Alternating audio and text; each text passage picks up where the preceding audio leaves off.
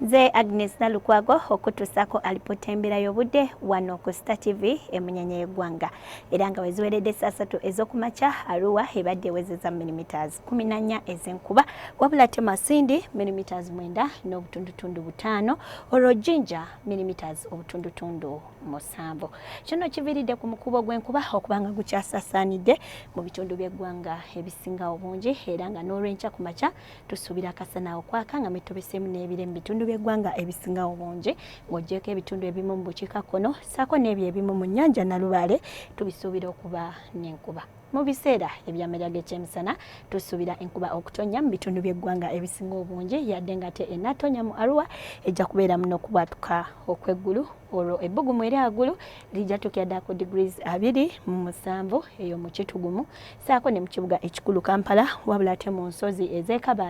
tusuubira ebbugumu okutuukira ku degrees 24. Ebibuga ebirala mu nsi ekibuga nga Nairobi, Paris ne New York tubisuubira okuba n'enkuba yadde nga ate ennatonnya mu Nairobi ejja kubeeramu n'okubwatuka okw'eggulu nga n'ebbugumu lijja tuukira ku degrees